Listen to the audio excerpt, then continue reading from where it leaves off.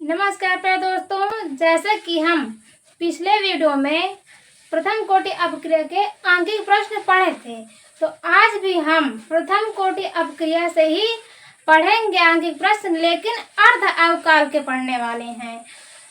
और दोस्तों, एक बात हम विश्वास के साथ कह सकते हैं, अगर बोर्ड एग्जाम में प्रथम कोटि अपक्रिया के अर्ध अवकाल से न्यूमेरिकल पूछे जाते हैं तो हम इस वीडियो में जितने भी न्यूमेरिकल करेंगे और जितने कंसेप्ट का यूज करेंगे, इस कंसेप्ट से इतना भी क्वेश्चन बाहर नहीं आने वाला बोर्ड एग्जाम में। तो दोस्तों, इसलिए अगर हमारे वीडियो थोड़ा भी हेल्पफुल लगे आप लोगों को तो हमारे चैनल को ज़रूर सब्सक्राइब करें और वीडियो को अंत तक देखें। वीडियो कैसी लगी कमेंट बॉक्स में ज़रूर बताएं। तो अब हम अपना सेशन शुरू करते हैं। तो देखिए, पहला क्वेश्चन हमारा है यहाँ पे, ये है। इसमें पूछा गया है, सिद्ध करना है कि दर्शाइए कि प्रथम कोटि की अपक्रिया में 99.9% अपक्रिया पूर्ण होने में लगा समय अर्ध आयु का 10 गुना होता है। अब यहाँ पे देखिए, हमें सिद्ध करना है कि जो प्रथम कोटि अपक्रिया है 99% पूर्ण होने में और जो लगा समय है, जो अर्ध आयुकाल हमारा होता है उसका 10 गुना है। तो देखिए, पहले यहाँ पे क्वेश्चन को कैसे करेंगे।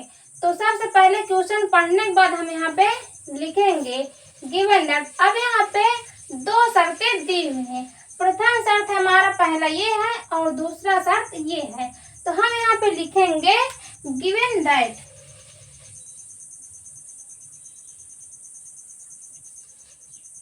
और लिखेंगे प्रथम शर्तानुसार कि प्रथम शर्त में क्या कह रहा है।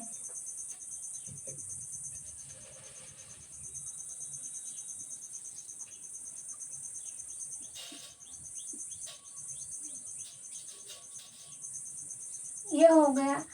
अब यहाँ पे अगर 99.9% अपक्रिया पूर्ण होने, मतलब इतनी अपक्रिया पूर्ण हो गई है, तो मानेंगे हम यहाँ प्रारंभिक क्षमता मानेंगे 100% और अंतिम क्षमता निकालेंगे इसे माइनस करके।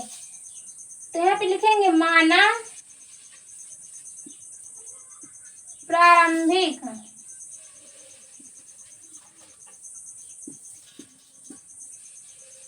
सांद्रता ए मानेंगे और इसे मानेंगे 100%। और जब 100% को हम अंक में चेंज करेंगे तो यहाँ पे लिखेंगे 100/100 और ये हो जाएगा 1 मोल प्रति लीटर। इतना हो गया। अब देखिए, अंतिम क्षमता में इसे निकालेंगे।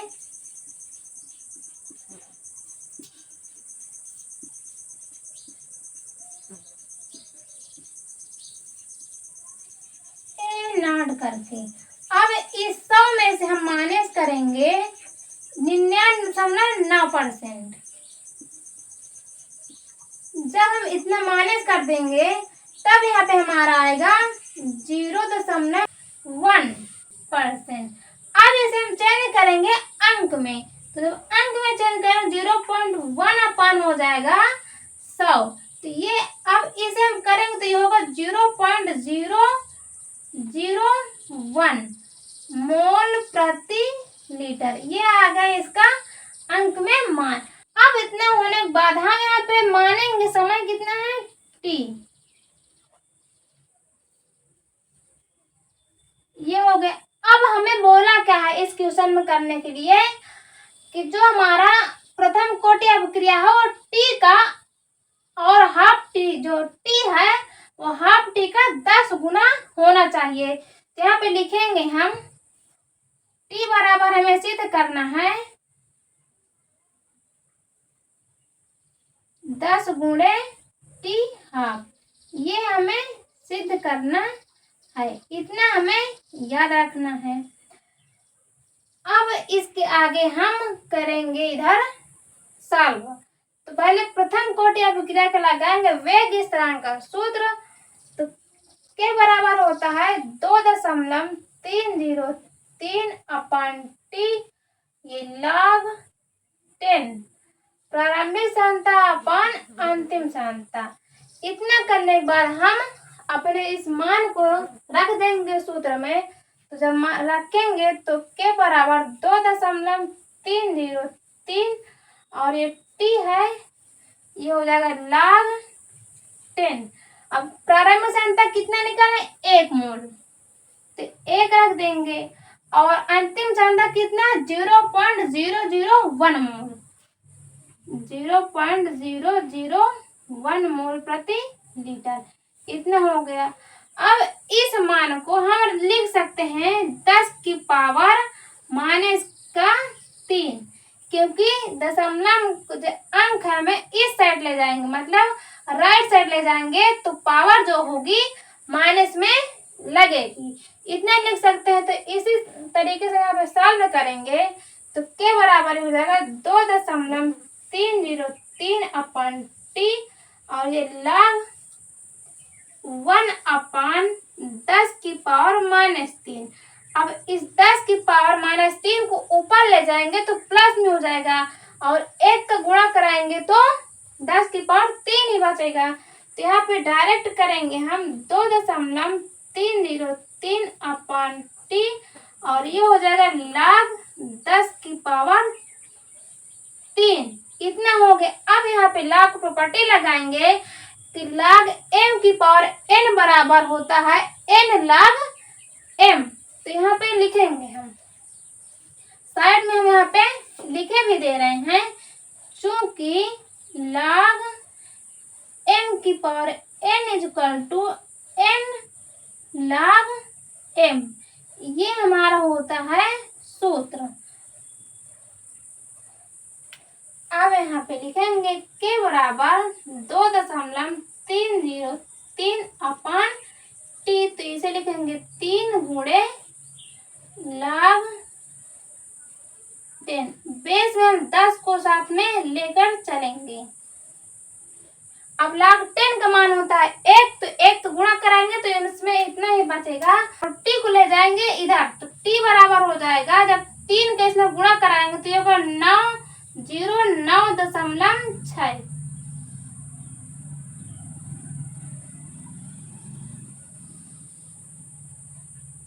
अपान हो जाके और इसे समीकरण मान लेंगे हम 1।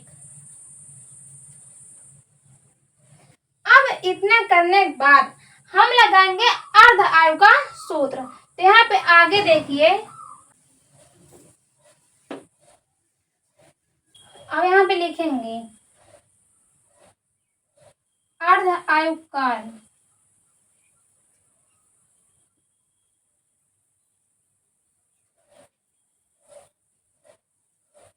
प्रथम कोटि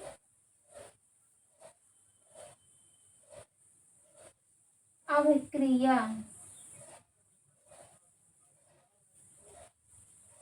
के लिए, तो इसका सूत्र होता है के बराबर 0.693 अपन टी हाफ। ये इतना होता है। आगे से समीकरण मान लेंगे 2। अब आपको ध्यान से देखना है, ये जो हमारा पहला समीकरण है, यहाँ पे के का मान, इस जो यहाँ पे जो के है, ये समीकरण 2 से हम के का मान यहाँ पर उठाकर रख देंगे। तो यहाँ पे लिखेंगे समीकरण 2 से के का मान समीकरण 1 में रखने पर, तो आगे देखिए अब सॉल्व करेंगे तो ये टी बराबर हो जाएगा 6.909 अपान, अब यहाँ पे के जगह पर रख देंगे 0.693 और ये हो जाएगा हाफ टी। अब इसे आगे हम सॉल्व करेंगे तो ये हमारा हो जाएगा टी बराबर, ये जो हाफ टी है ऊपर चला जाएगा, तो ये हो जाएगा 6.909 अपान 0.693 और ये हो जाएगा हाफ टी। इतना हो गया। अब जब 693 से 6.909 में जब भाग कराएंगे तो लगभग 10 बार में कटेगा। तो यहाँ पे हम इसको कैंसिल कर देंगे तो t बराबर हमारा हो जाएगा यहाँ पे 10 गुणे t हाफ। अब देखिए यही हमें सिद्ध करना था और यहाँ पे लिख देंगे इति सिद्धम। देखिए क्वेश्चन में क्या है कि जो 99% अपक्रिया पूर्ण होने में लगा समय अर्ध आयु का 10 गुना होता है। तो ये अपक्रिया हम पूर्ण कराएं और यहाँ पे टी का मान निकालें, उसके बाद हम अर्ध आयु काल का सूत्र लगाएं। तो जब हम यहाँ पे समय समय की तुलना कराएं तो हमारे जो टी है वो हाफ टी का 10 गुना सिद्ध हो गया है। तो उम्मीद है दोस्तों कि आपको यह न्यूमेरिकल समझ में आ गया होगा। तो आप लोग इसका स्क्रीनशॉट ले लीजिए। अब हम करेंगे अपना अगला क्वेश्चन। अब देखिए दोस्तों हमारा दूसरा क्वेश्चन क्या है। ये हमारा दूसरा क्वेश्चन है SO2Cl2 को अपनी प्रारंभिक मात्रा से आधी मात्रा में वियोजित होने में 60 मिनट का समय लगता है। यदि अपक्रिया प्रथम कोटि की हो तो वेग स्थिरांक की गणना कीजिए। अब इस क्वेश्चन में देखिए कुछ है नहीं है, लेकिन इस क्वेश्चन को देखने में हमें बहुत कठिन लगता है। अगर हम इस क्वेश्चन की लैंग्वेज समझ लें तो इसका सॉल्यूशन एकदम इजी हो जाएगा।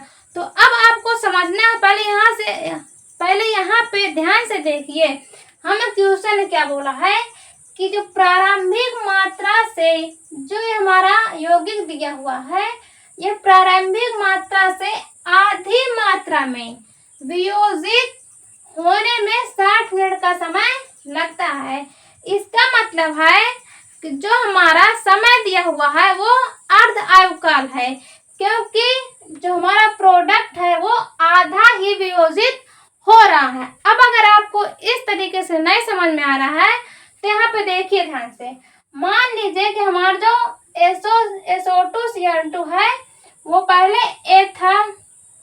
अब यहाँ पे क्वेश्चन बोल रहा है कि जो इसका A2 है आधा भाग, ये क्या है, टूट रहा है, वियोजित हो रहा है। इतना क्या है, टूट रहा है। A2 ओनली टूट रहा है। और यहाँ पे अगर समय देखें, मान लीजिए पहले समय t था और जब ये जो हमारा मात्रा है प्रारंभिक मात्रा A2 हो गई, A2 ही टूट रही है, तो हमारा समय भी क्या हो जाएगा, हाफ हो जाएगा। समय भी हाफ हो जाएगा। तो जो यहाँ पे समय लगेगा वो कितना हो जाएगा, t हाफ, मतलब आधा समय लगेगा। तो अब आपको ये समझ में आ गया होगा। तो अब इसके आगे हम देखेंगे। तो यहाँ पे पहले लिखेंगे हम गिवन दैट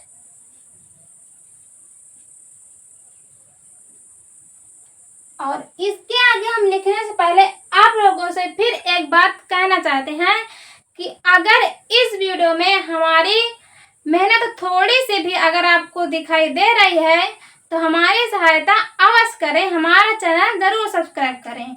तो अब अपना देखें आगे, इसे देखेंगे। गिवन दैट में हम लिखेंगे हमारा अर्ध आयु काल दिया हुआ, तो यहाँ पे लिखेंगे अर्ध आयु काल कितना, टी हाफ 60 मिनट।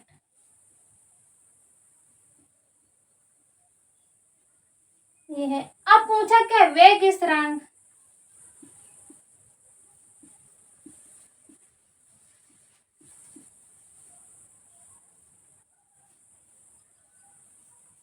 क्या यहाँ पे पूछा है। अब इसके आगे कुछ नहीं करना है, हमें सूत्र लगाना है अर्ध आयु काल का। तो के बराबर हमारा होता है 0.693 अपान टी हाफ से, इसे हमें करना है। तो अब सॉल्व करेंगे तो के बराबर यहाँ पे लिखेंगे 0.693, टी हाफ कितना है 60, अब इसे हम कैंसिल करेंगे तो के बराबर यहाँ पे हो जाएगा 0.6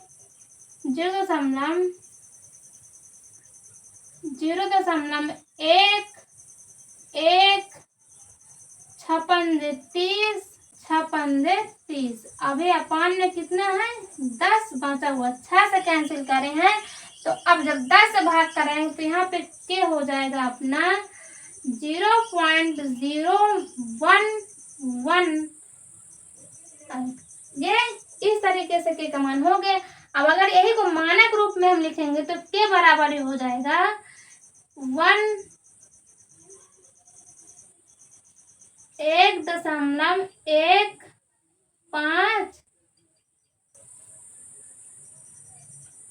गुणे घात अब लग जाएगा माइनस में कितने अंक बाद तो 1 2 10 की पावर -2 और ये क्या हो जाएगा मिनट इनवर्स। ये हमारा आ गया के का मान। तो उम्मीद दोस्तों ये न्यूमेरिकल आपको समझ में आ गया होगा। अब देखिए यहाँ पे सॉल्यूशन आपको एकदम छोटा सा लग रहा है, बस यहाँ पे दिक्कत थी लैंग्वेज समझने की। तो अब आगे देखिए हम एक क्वेश्चन और करेंगे। अब साथियों देखिए हमारा तीसरा क्वेश्चन ये है और ये बहुत छोटा सा क्वेश्चन है। इसे देखिए ध्यान से कि प्रथम कोटि की एक अभिक्रिया के लिए वेग स्थिरांक 5.5 × 10⁻14 सेकंड इनवर्स पाया गया। इस अभिक्रिया के लिए अर्ध आयु की गणना कीजिए। तो फिर वही काम करेंगे हम। सबसे पहले काम क्या हमारा गिवन दैट लिखना है, तो यहाँ पे लिखेंगे गिवन दैट क्या दिया है वेग स्थिरांक। तो वेग स्थिरांक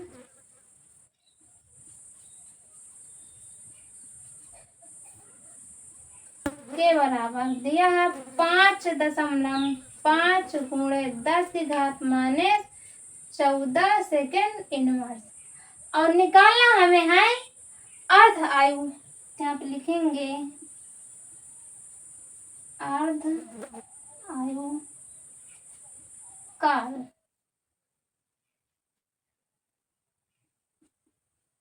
टी हाफ ये हम निकालना है। अब इसके आगे हम लगा देंगे सूत्र। अब सूत्र देखिए यहाँ पे दिया हुआ प्रथम कोटि की अपक्रिया। तो यहाँ पे के बराबर हमारा क्या होता है 0.693 अपॉन टी हाफ से ये हो गया। अब यहाँ पे सीधे मान रख देंगे और सॉल्व कर लेंगे। तो के का मान हमारा कितना है 5.5 × 10⁻14 equal to 0.693 upon T half. अब टी हाफ को इधर लेंगे तो ये गुणा में चला जाएगा। यहाँ पे देखिए ये भाग में चला जाएगा। तो टी हाफ इक्वल टू यहाँ पे लिखेंगे 0.693 अपान हो जाएगा 5.5 × 10⁻14। अब इस पावर को जब हम ले जाएंगे ऊपर तो हो जाएगा प्लस में। तो टी हाफ इक्वल टू 0.693 × 10⁻14 अब पान लिखेंगे 5.5।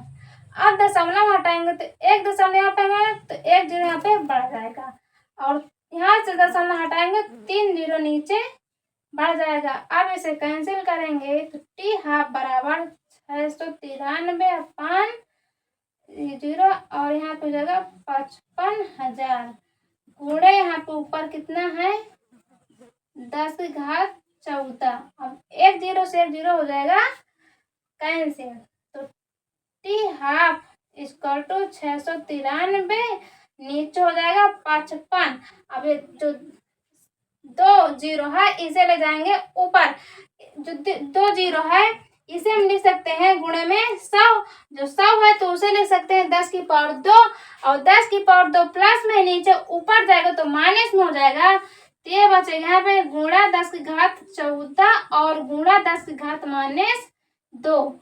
अब इसको इससे माइनस कर देंगे और इसमें इससे भाग करा देंगे, तो ये हमारा आ जाएगा answer T half equal to 12.6 और इधर जाएगा 10 की पावर 12।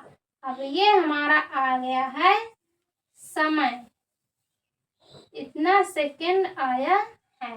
तो ये क्वेश्चन भी आप लोगों को समझ में आ गया होगा और इसका ले लीजिए स्क्रीनशॉट। और प्यारे दोस्तों, अब आज के लिए इतना ही। हम मिलते हैं नेक्स्ट वीडियो में इसी तरह मोस्ट इम्पोर्टेंट क्वेश्चन के साथ। धन्यवाद।